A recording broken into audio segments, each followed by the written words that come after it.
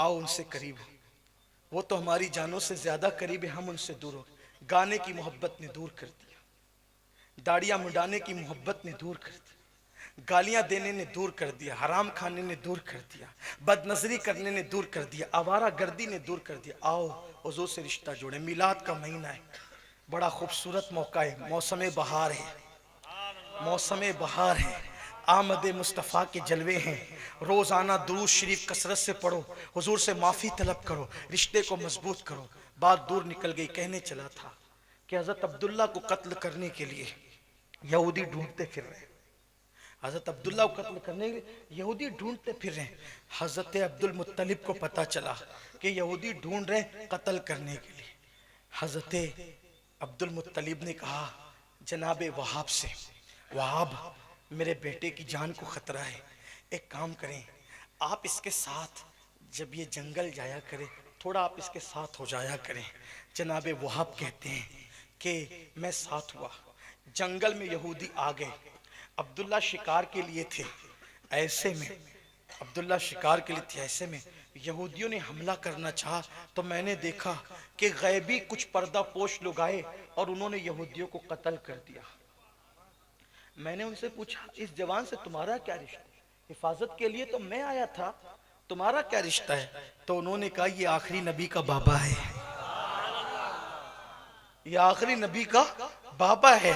जनाबे वहाब आते हैं और जनाबे अब्दुल मुत्तलिब से कहते अब्दुल मुत्तलिब अपने बेटे की शादी क्यों नहीं कर देते? तो जनाब अब्दुल मुत्तलिब कहते हैं वहां क्या करूं, बहुत सारे लोग रिश्ता लाते हैं लेकिन मेरे समझ में नहीं आता। वहां कहते हैं जरा मेरी बेटी भी देख लो,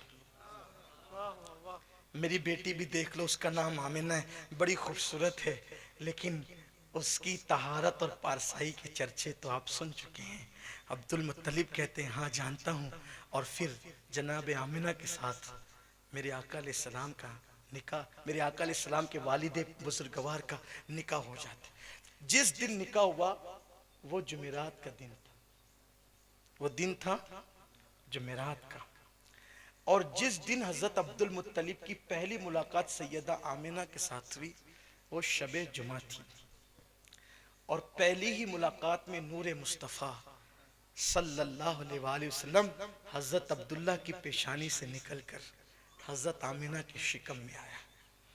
इमाम अहमद इब्ने हम्बल ने इस बात को लिखा, मदारिजुन नबुवा में शेख अब्दुल हक मुहद्दिस दहलवी ने लिखा, आला हजरत ने फतावा रज़विया शरीफ में लिखा, कसरत से हमारे बुजुर्गों ने लिखा कि इमाम अहमद इब्ने हम्बल के नजदीक शबे जुमा शबे कद्र से अफजल है। इमाम अहमद इब्ने हम्बल के नजदीक शबे जुमा शबे कद्र से अफजल है। क्यों? इसलिए कि नूर मुस्तफ़ा उस दिन माँ के शिकम में आया। और आला हजरत की अदीबाना सलाहियतों को सलाम।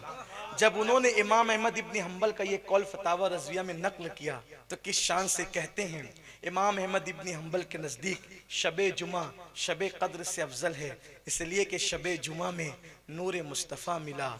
अब क़यामत तक ये नेमत कहाँ नसीब हो सकती है, क्योंकि शबे कद्र में कुरान आता है, शबे जुमा में नूर मुस्तफ़ा आता है। खैर वैसे शबे मिलाद के मुतालिक तो कोई इख्तिलाफ ही नहीं है। शबे मिलाद के मुतालिक तो मौलवी अशरफ अली ने भी लिखा है, मौलवी अशरफ अली ने भी नशरुत्तिब में लिखा है कि शबे मिलाद हजार हा शबहाए कद्र से अफजल है। मौलवी अशरफ अली ने, लेकिन ये और बात है कि उनकी जमात वाले फिर ये क्यों नहीं मानते, बास को मानते बास को नहीं, क्यों लोगों को लड़ाते हो? जब शबे मिलाद हजार हा शबहाए कद्र, मुझे ये पता ये जुमला मैं गुजरात में बोल रहा हूँ, हजार हा हजारों समझ गए ना, और शबहाए कद्र शब की जमा है, शबहाए शबे कद्र शबहाए हजारों शबे कद्र से, ये मौलवी अशरफ अली कह रहे हैं मिलाद। तो जब शबे मिलाद इतनी अफजल है तो हजार हा ईदों से यौमे मिलाद अफजल क्यों नहीं हो सकता? जब आपने हजारों शबे कद्र से रात को अफजल मान लिया तो हजारों ईदों से दिने मिलाद को अफजल क्यों नहीं मानते? हमारे जमात के अजीम आलिम दीन मुफ्ती अहमद यार खान नईमी इसीलिए तो कहते हैं कि निसार तेरी चहल पहल पर हजारों ईदे रबीउल अव्वल सिवाय इब्लीस के जहां में सभी तो खुशियां मना रहे हैं।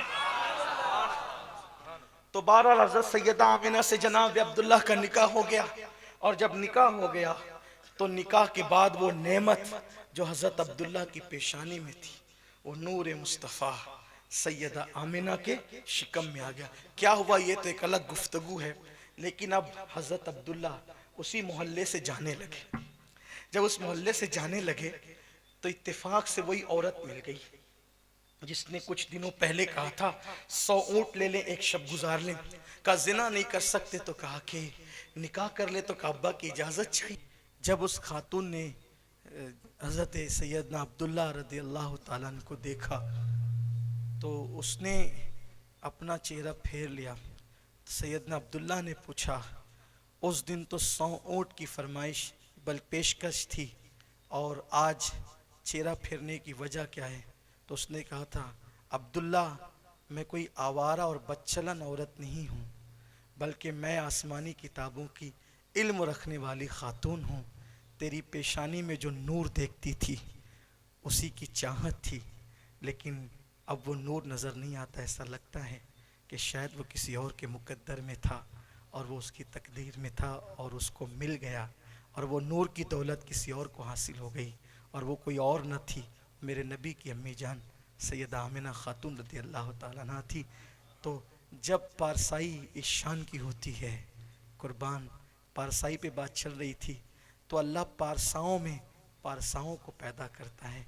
वैसे मेरे नबी सल्लल्लाहु अलैहि वसल्लम तो ऐसे पारसा थे जो जाने पारसाई थे, जो काने पारसाई थे, जाने हया थे, काने हया थे।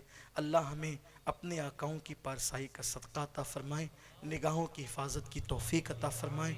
अल्लाह हमें हमारी नस्लों को आशिक रसूल बनाए।